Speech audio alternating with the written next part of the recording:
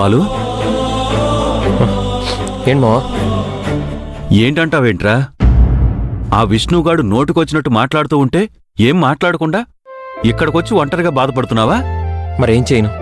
వాడికి ఎదురు సమాధానం చెప్పలేవా? హోటల్ వాళ్ళ సక్సెస్లో రన్ అవుతుంది, మన వదిన పేరు వల్ల కాదు, నా క్రెడిట్ అన్నాడు.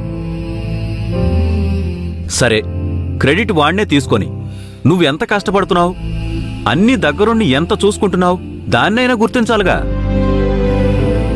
సరే, గుర్తించకపోయినా పర్వాలేదు. ఇలా తక్కువ చేసి మాట్లాడితే నువ్వు కాముగా ఉంటే ఎలారా? సరైన సమాధానం చెప్పాలి కదా.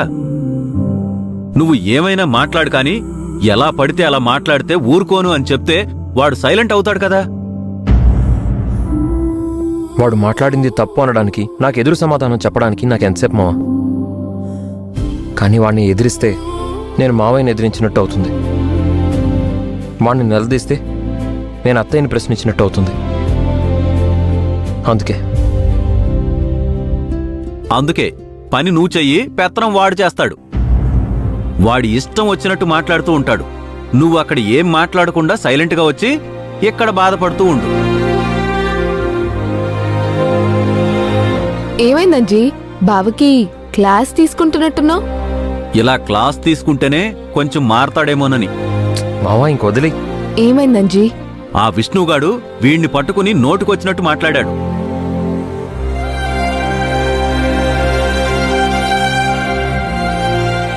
సరే అంజీ, బావని నేను చూసుకుంటాను, నువ్వు వెళ్ళు.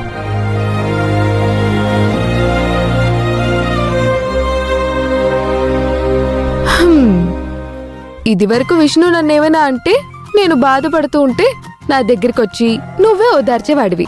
ఇప్పుడు సీన్ రివర్స్ అయిందన్నమాట.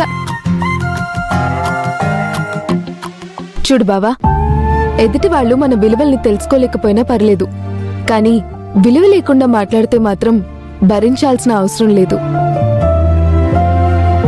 మన మంచితనం ఎదుటి వాళ్ళకి అవకాశం కాకూడదు. ఆ అవకాశం మనం ఇవ్వకూడదు బావా.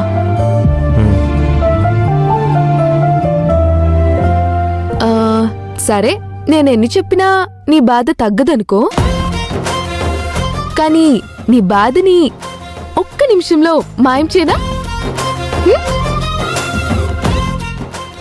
ఏం చేస్తావు? అంటే దానికి నా దగ్గర ఒక చిట్కా ఉంది. బాధ సెకండ్స్ లో మాయమైపోతుంది, తెలుసా? ఎలా?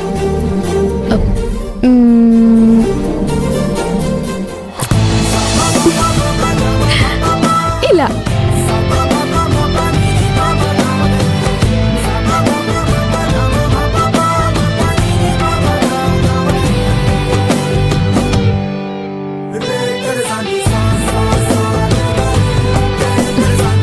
ఇప్పుడు బాధంతా పోయిందా?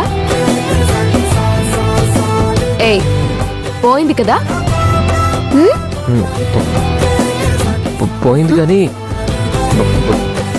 పోయింది కానీ కొంచెం ఉన్నట్టు అనిపిస్తుంది. ఏంటి? దీన్నే ఓవర్ యాక్షన్ అంటారు. ఇచ్చింది పుచ్చుకొని కామ్గా ఉండాలి.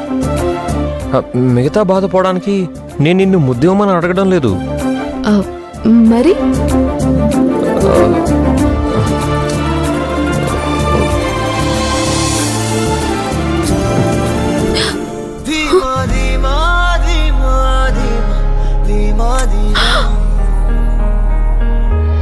హృదయపు కోటి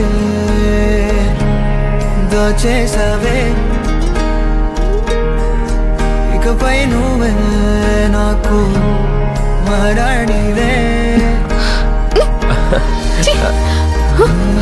ఒళ్ళో నేను నిద్రవాలి చెల్లకమ్మా, నా రూపం నీలా ప్రాణం పొందే వీలేదమ్మా.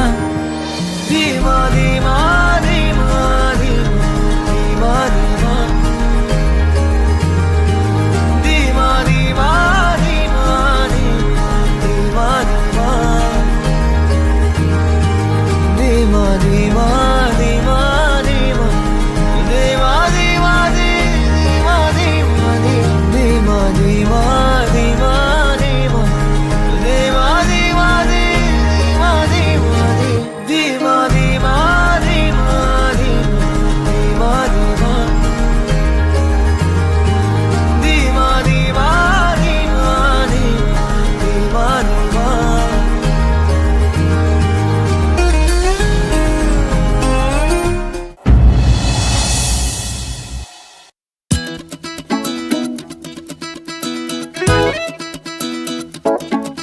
ఏమండి ట్రైన్కి ఇంకా ఎంత టైం ఉంది?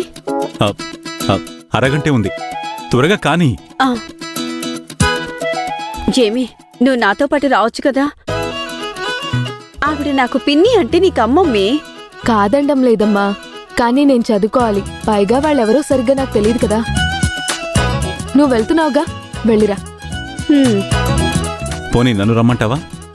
వద్దులేండి, మీరు రావాలంటే మళ్ళీ ఆవిడ గారికి చెప్పాలి. ఆవిడ గారి పర్మిషన్ తీసుకొని రావాలి.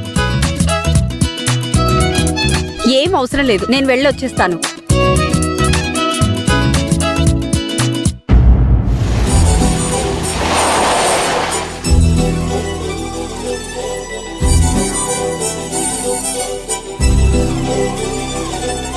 అనయ్య,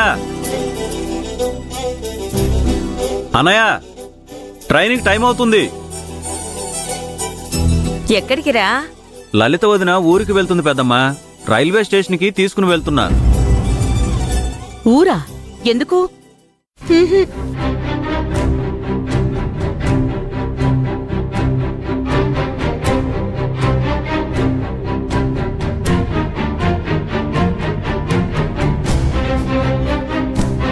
బ్యాగ్ లోపల పెట్టంజీ. ఏమి, ఈ పూటకి వంట చేసేసాను, సాయంత్రం వండుకో. సరే, నేను వండుకుంటానులే అమ్మా, నువ్వు బయలుదేరు. సరే సరే, సరే. వెళ్ళు.